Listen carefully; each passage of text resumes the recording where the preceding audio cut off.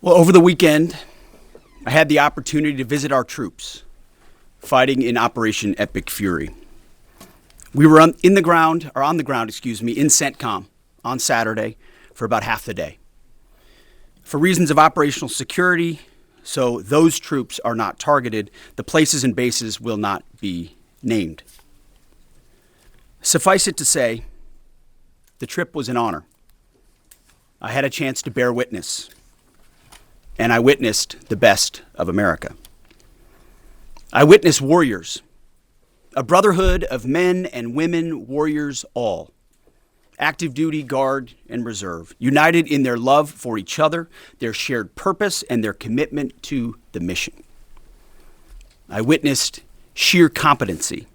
I watched a private first class confidently calling out an enemy missile trajectory to a room full of officers.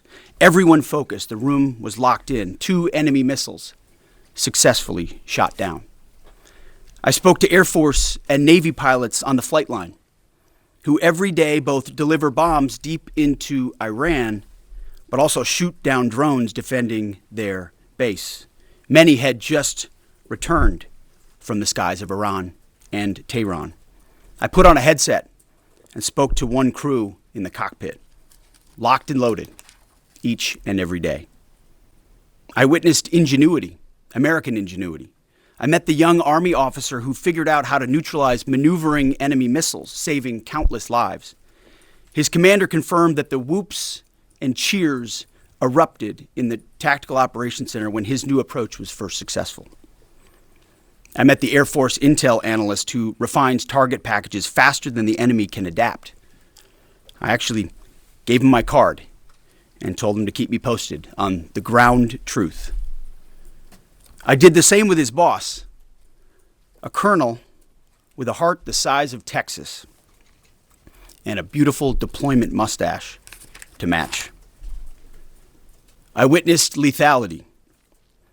I met a junior airman as the sun was going down and a chill was setting on the tarmac, who, when asked what they needed, she simply looked up at me with a sly smile on her face and said, "More bombs, sir, and bigger bombs.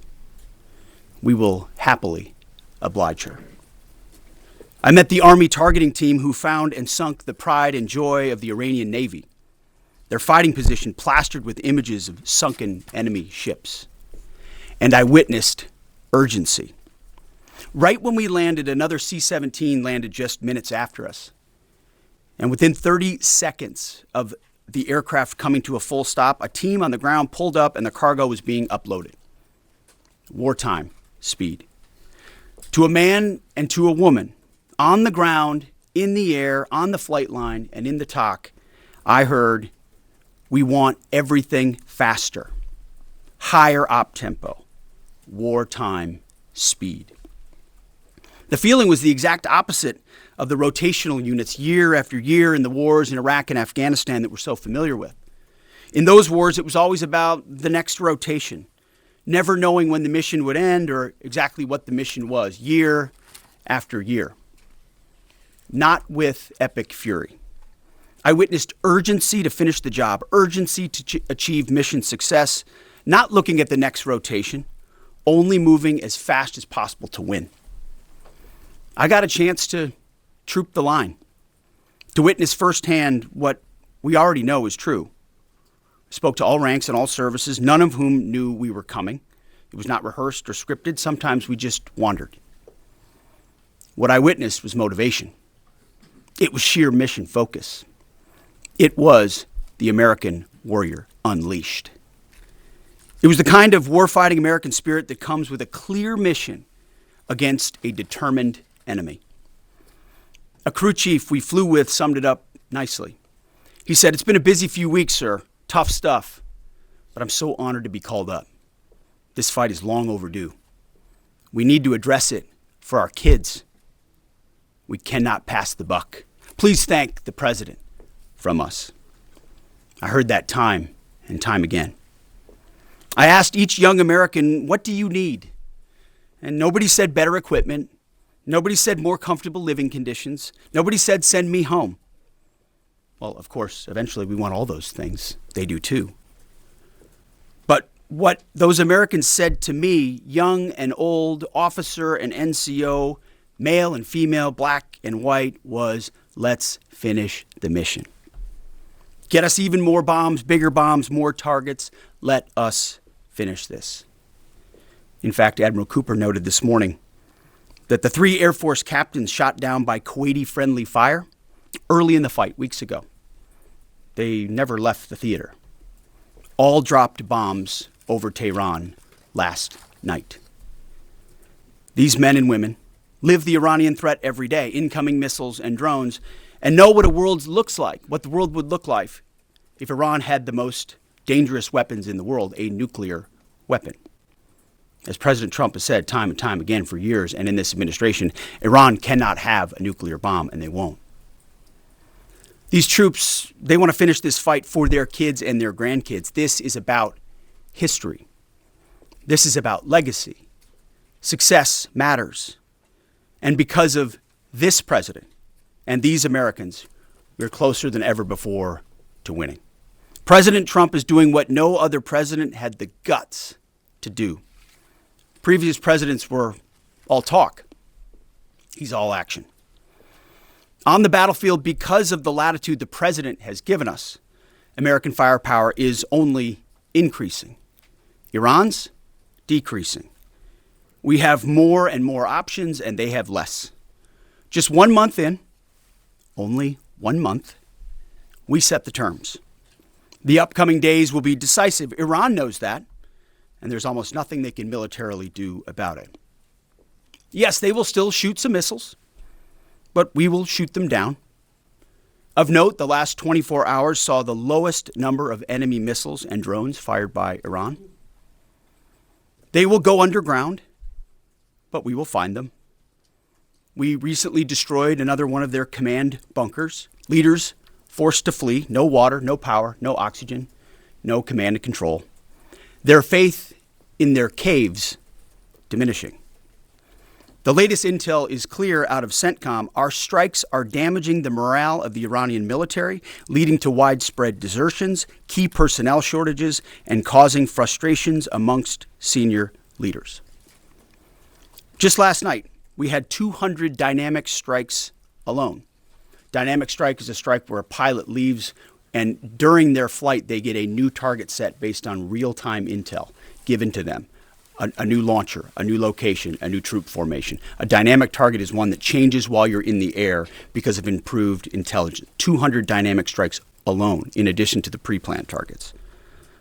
The video the president posted last night of Esfahan, an ammo depot struck by U.S. bombers. You see, you don't get to see many of those videos because, as a reminder, Iran has still shut off the internet to 99.9% of its population.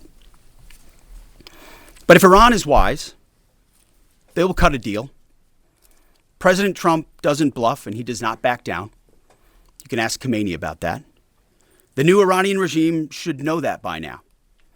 This new regime, because regime change has occurred, should be wiser than the last. President Trump will make a deal he is willing. And the terms of the deal are known to them. If Iran is not willing, then the United States War Department will continue with even more intensity. Standing here this morning in this briefing room, in my mind's eye, I'm actually looking out at the groups I met this weekend. The pilots, the logisticians, the intel analysts, the targeters, the sustainers, the flight crews, the air defenders, the base security, those maintainers who we walked up at sunset with the chill in the air on the flight line. May God watch over all of them each day and each night. May his almighty and eternal arms of providence stretch over them and protect them and bring them peace. In the name of Jesus Christ. And amen. Mr. Chairman, over to you. Thank you, Mr. Secretary, and good morning, everyone. and thank you again for being here. As operations continue, I remain deeply grateful for the service and determination of 2.8 million members of our joint force, each of whom are serving something greater than themselves. Every day, those deployed, and in many cases, those at home who are deploying forward, and bomber pulses and others put themselves in harm's way, and we owe them a deep debt of gratitude. I remain especially grateful for our fallen who gave the ultimate sacrifice. We'll never forget their valor and their determination to do something greater than themselves. And each day we continue to earn what they've given to us. This morning I want to share that yesterday the Joint Force had the honor of participating in the burial of Colonel Clarence Emil Bud Anderson, who passed away in May of 2024 at the ripe old age of 102. He was laid to rest in Arlington Cemetery yesterday morning alongside his wife of 70 years, Eleanor, who he married on February 23rd, 1945. He passed away in 2015 at the age of 92. Bud, yesterday, a legend to our Air Force and fighter pilots everywhere, was honored with a combination flyby of F-35s and a four-ship of P-51 Mustangs. He was one of the most prolific flying aces of World War II and the highest-scoring P-51 ace with 16 and a quarter kills in his squadron and in his group, and he served from 1942 to 1972, and his last combat tour was flying F-104 Thunder Chiefs over North Vietnam. For anyone that had the chance to meet Colonel Anderson, you knew what an incredibly special man he was. And that's true for each and every one of our World War II vets who become fewer and fewer with each passing day. They are the greatest generation and give us the gift of an incredible example as we execute Operation Epic Fury today. And Colonel Anderson, we mourn for your loss, and remember that smile on the right side as you went out to do our nation's business. I'd like to now share an operational update. Our Joint Force continues to focus on our military objectives as we systematically continue to degrade and destroy Iran's ability to project power and threaten stability beyond its borders. First, the Joint Force continues to destroy Iran's ballistic missile and UAS capabilities. We remain focused on interdicting and destroying the logistical and supply chains that feed these programs. And this remains a truly joint effort prosecuted around the clock from air, land, sea, space, and cyberspace. Long-range bombers from U.S. Strategic Command are coordinating with tactical fighter aircraft from our Joint Force launched from bases around the region and the continental United States, while simultaneously Navy fighters from the sea and sailors continue to project power from the sea, while Army and Marine artillery units continue to execute long-range precision fires deep into enemy territory against high-value targets. Meanwhile, on the defense side, our Army and air defenders and aviators, as the Secretary talked about, remain vigilant, forming a shield to protect our forces and our partners, intercepting missiles and drones. Together, we continue to deliver precision strikes against key manufacturing nodes, component storage sites, research facilities deep within Iranian territory. And over the past 30 days, we've struck more than 11,000 targets. Given the increase in air superiority, we've successfully started to conduct the first overland B-52 missions, which allow us, as we've said before, to continue to get on top of the enemy. And as the Secretary talked about, switch towards more and more dynamic targets, servicing mobile targets around the battle space. We've continued to do the work against Iran's missile, drone, and naval production facilities, and we continue the multi-domain pressure that we've talked about. Second, on the Navy front, we continue to assert dominance over the Iranian Navy. We remain focused on targeting their mine-laying capability, their naval assets, and we've now, as I mentioned briefly last time, started to work attack helicopters and other close air support assets into the naval domain. CENTCOM continues to identify and work against naval depots and storage areas, and we've taken out, again, more than 150 ships, including all Jamaran-class frigates inside their Navy. Third, we continue to prosecute our campaign against our defense industrial base at scale. This includes factories, warehouses, nuclear weapons research and development labs, and the associated infrastructure required for Iran to reconstitute its combat capability. I'd like to continue my theme of highlighting the incredible contributions of Americans to our joint force. Today, I want to talk a little bit about a different front line, a line that doesn't have bunkers or guard posts, but is just as critical to our nation's security, our National Assembly lines. Today, I want to recognize a group of Americans who live at the beginning of our nation's combat power, the Americans who actually make our weapons, both inside our defense industrial base, but even more broadly inside our national industrial base. In every military option, we could not and cannot do our jobs without the men and women across our country who show up every day around the clock to a factory floor, a workshop, a laboratory, who build the weapons and capabilities we need to project American combat power at the time and place of our choosing. These great Americans, and I've had a chance to spend some time with them when I was in the private sector, are the core of American combat power. They're the machinists running high-tech CNC machines, cutting raw blocks of metal into incredibly precise parts. They're the assembly workers painstakingly taking a kit of parts and turning that into a complex guidance system or precision munition or a rocket motor or building a jet or submarine. Or they're quality assurance technicians who ensure that when a warfighter pulls a trigger, the weapon works every time. This can be and is tough and gritty work. It's not a quiet office and a desk with paper, and there's nothing wrong with that, but this is exactly the way this group of Americans likes it. I know this. I've seen it myself, and I remain deeply honored by that gift. It's often loud and dangerous work, demanding, requires absolute focus for hours at a time with deep commitment to get it right every single time. It's hands-on work where one uncaught mistake or deviation can put an American's life at risk. A single misplaced wire, a microscopic flaw in a weld, incorrectly calibrated sensor could mean the difference between mission success or mission failure. The difference is measured in the lives of our sons and daughters who we put out around the field and on the field of battle. We rely on and trust in these great Americans, and it's not just their manufacturing skill, it's their innovative minds and their entrepreneurial spirit. From those who build exquisite capabilities down to the mom and pop machine shops all over this great country, they live at the beginning of and the core of America's combat capability, constantly adapting, constantly improving, constantly learning. And there are examples of this throughout history and current days, to include building things like the F-117 stealth fighter, the B-2 stealth bomber, making our combat capability undetectable over the enemy, to today's B-21 and F-47.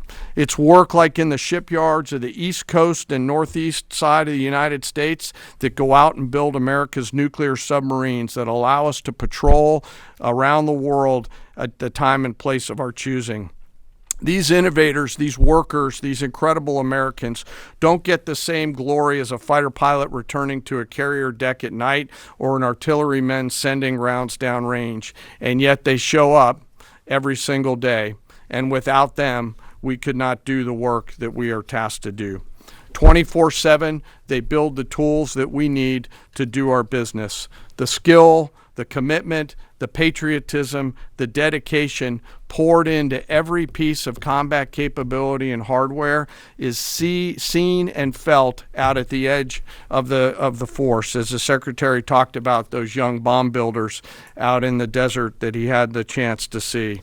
You can see it, you can feel it, and it's real, and we're deeply grateful. So to the American workforce out there, both inside our defense industrial base and in our national industrial base, thank you on behalf of the Joint Force. We carry the weapons that you build. We rely on the systems that you create, and the distance from that factory floor and that assembly line to the front line is incredibly short. Thank you. Keep it up. And to our adversaries out there, I remind you to beware of the American workforce. We continue to press forward in our military objectives. The Secretary and I remain deeply humbled by the spirit, tenacity, commitment, and grit of our 2.8 million member strong joint force. I want to, as always, thank the force and their families, and as always, remember our fallen. We carry with them and their names every day. Sir, I'll turn it back over to Absolutely. you. Well, thank you, Mr. Chairman. Two things. He didn't note it, but in memory of Colonel Bud Anderson, the chairman himself flew his F-16 to honor him recently. And thank you for highlighting the defense industrial base, the arsenal of freedom. It's worth noting no one has rebuilt that defense industrial base faster and with more purpose than President Trump in his first term. And now we're rebuilding the arsenal of freedom. Our defense industrial base is more vibrant today than it's been since World War II and growing rapidly. Contrast that with Iran, whose defense industrial base is nearly completely destroyed. Their ability to reconstitute the weapons of war they're using now that they're hiding in underground facilities and attriting over time, their ability to rebuild that is negligible. And I think that contrast is an enduring legacy of this as well.